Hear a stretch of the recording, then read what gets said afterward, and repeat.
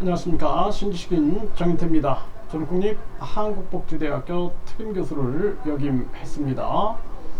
영유아 발달과 묻지마 범죄, 여기에 대해서 좀 말씀을 드리겠습니다. 이 영유아 발달과 이 묻지마 범죄, 여기에 대해서 이 관련성이 굉장히 많은데요. 이 부분에 대해서 우리가 함께 좀 탐구해보고 알아본다면은 왜 영유아 발달이 중요한가라는 측면들에 대해서 이해를 할 수 있게 될 겁니다. 네, 이 영유아 발달, 그러니까 우리가 성인이 되고 청소년이 되고 다 영유아기를 거치지 않은 사람은 없죠. 그러니까 영유아기 때부터 모든 것이 다 발달돼 나간다라는 겁니다. 제가 이 영유아 발달 분야를 전공을 한 이유가 뭐냐면은 6살 이전의 아이들의 인격, 성격, 지능, 도덕적인 자세, 학습 태도 등이 거의 다 결정된다라는 글을 보고 저는 엄청 충격을 받았거든요. 그러니까 제가 교육대학에 진학을 했는데, 그러니까 어릴 때 교육이 중요하다 해서 이제 교육대학에 갔는데, 이 교육대학에서 유아교육이라는 그러한 과목이 있어요. 왜냐하면 이제 유치원에서 초등학교로 올라오는 아이들, 그래서 유아교육과 초등교육의 연계성이 중요하기 때문에 그 유아교육이라는 거를 공부한단 말이죠. 그래서 그 유아교육을 이렇게 공부를 하고, 또 교육대학에 보면은 또 유아교육 전공이라는 게 있었어요. 유아교육과가 있었거든요. 이제 지금은 없어졌는데 전에는 있었습니다.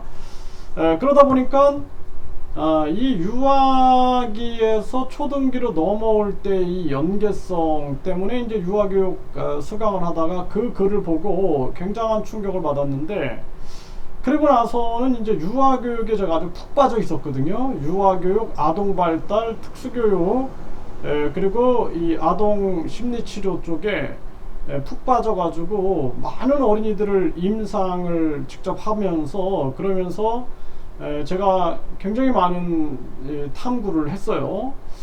거의 20대, 30대를 이 유아의 발달과 이상 발달, 그리고 이상 심리, 여기에 이제 매진을 해 왔는데, 그 결과 이 지금 묻지마 범죄 상황들이 많이 일어나는 것, 이런 걸 보면서 제가 과거 생각을 참 많이 하게 됩니다. 이 책이 이거 유아 비디오 증후군이라는 책이 있는데요. 이 책을 제가 2000년도에 2003년도에 이렇게 출판을 했어요. 2003년도에.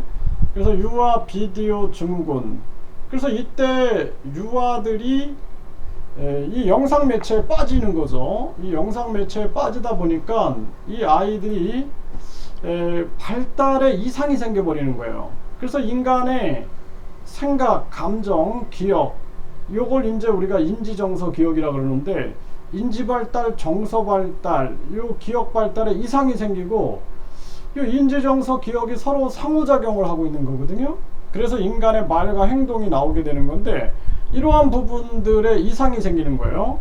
그래서 당시에 제가 여기 보시면은 서울신문에 아이 비디오 증후군 부모들 뭉쳤다 해가지고 이 MBPA 종합발달센터에서 발달장애 원인별 분석을 해보니까 이때 이제 비디오 증후군이 굉장히 많았단 말이죠. 근데 사람과의 상호작용, 이것도 굉장히 많았죠. 근데 이 사람과의 상호작용 부족도 결국에는 또 비디오가 영향을 미친 것이 굉장히 많았어요.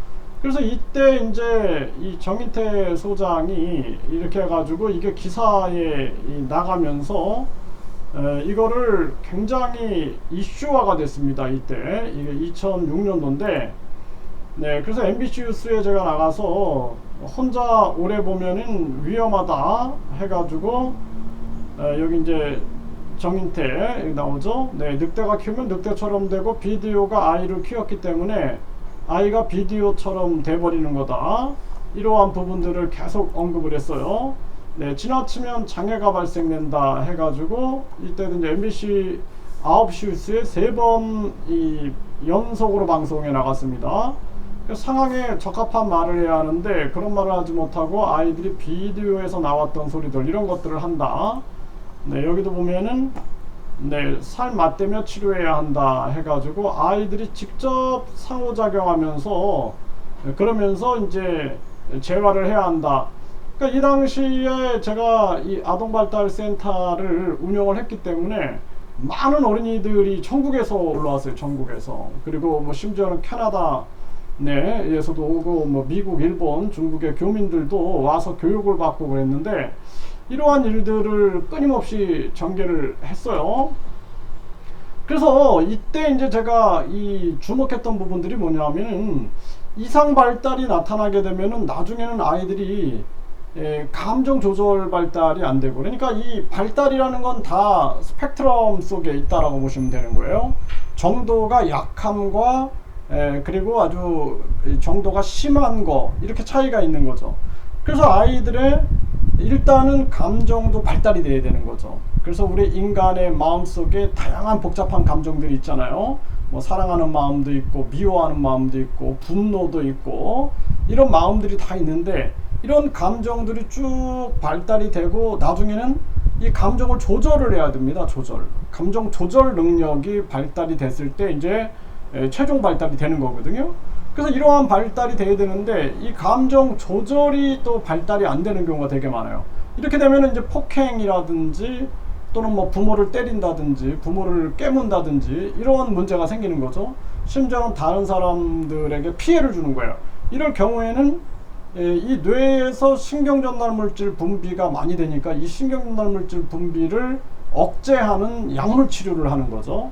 그래서 너무 많은 사람들한테 피해를 줄 경우에는 이제 그렇게 하는 거예요. 그런데 기초적으로 인간의 발달 속에서는 끊임없이 발달이 돼야 됩니다. 그래서 인지, 정서, 사회성, 언어, 행동이 계속 이 성장이 돼야 돼요. 나무가 막 자라나듯이 계속 성장이 돼야 되는데, 그런데 그때 그냥 아이가 주의 집중을 못한다 해서 약물 치료하게 되면 발달의 이제 저해 요인이 되는 거죠. 그것 자체가. 왜냐하면은 주의력도 발달의 대상이거든요. 그래서 우리가 1살, 2살, 3살, 4살, 5살 아이들의 주의력을 비교해 보면은 올라갈수록 주의력이 좋아지죠. 그래서 제가 유치원에 가서, 유치원 어린이집에 가서 3세 반 아이들 수업을 해보고 4세 반 아이들 수업을 해보고 또 5세 반, 6세 반, 7세 반 아이들 수업을 해보면 확실히 아이들이 주의 집중을 위로 올라갈수록 잘해요. 근데 이제 6세 정도가 굉장히 안정되어 있는 7세 정도면 장난을 굉장히 많이 치거든요. 네, 그러한 모습들이 있습니다. 그래서 이러한 부분들이 이제 발달의 과정인데 특히나 감정 조절의 발달, 이것이 3세 이후로는 굉장히 중요한 발달이 돼요. 만 3세. 그런데 이 발달이 안 되게 되면은 나중에는 정말 이 묻지마 범죄 같은 문제가 생길 수가 있는 거예요. 그래서 영유아기 때 아이들이 발달돼 나가는 과정에서 가장 중요한 게 사람과의 상호작용이죠. 그 사람과 계속 상호작용해야 되는 거예요. 그 영아 때, 태아기 때 엄마랑 일체가 돼가지고 엄마랑 상호작용하고 있는 상황인 거고, 그 다음에 엄마 에게서 이제 분리돼서 나오게 되면은 그때는 엄마하고의 끊임없는 애착, 접촉을 통해서 끊임없는 상호작용이 전개되는 거죠. 까꿍 같은 놀이를 통해서. 그리고 이것이 12개월 때 이제 반짝반짝 짝짝꿍 이런 동작 모방 등을 통해서 전개가 되고, 그 다음에 이제 24개월, 36개월 되면서 또 48개월까지 가면서 온전한 발달로 가게 되는 것입니다. 사실 이때까지는 뭐 영어 교육이고 학습 교육이고 다 필요 없는 거예요. 끊임없이 아이들이 움직이면서 친구들과 깔깔대고 웃으면서 놀아야 되는 것입니다. 그런데 여기에 뭐 영상 매체들, 뭐 이런 스마트폰이라든지 영상 매체들에게 중독이 된다.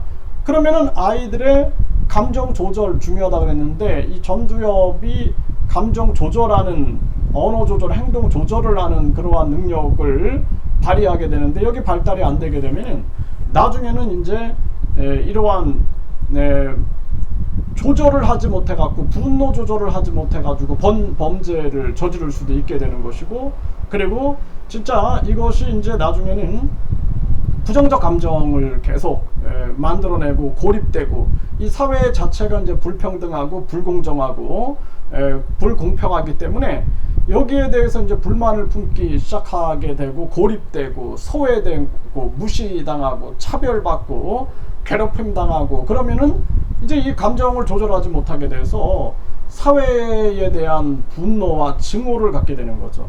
인간에 대한 증오와 혐오를 갖게 되는 거예요. 이렇게 되면은 묻지마 범죄와 연관될 수 있다라는 것입니다.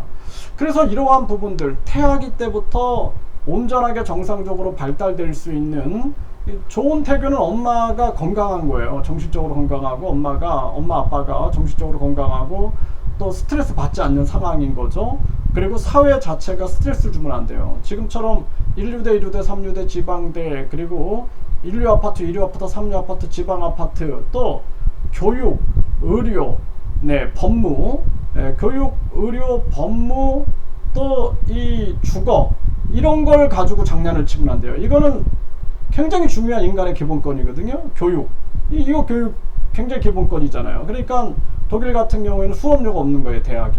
그리고 대학교에서 아예 생활비 120만 원을 지원해 주는 거죠. 그러니까 이런 거, 교육, 또 의료도 마찬가지예요. 이거는 기본권이기 때문에 이거를 가지고 아주 사람을 압박한다든지 하면 안 된다라는 거죠. 교육, 의료. 이것이 자본주의에 미쳐버리면은, 그러면은 이 사회는 끝나는 거예요, 사실.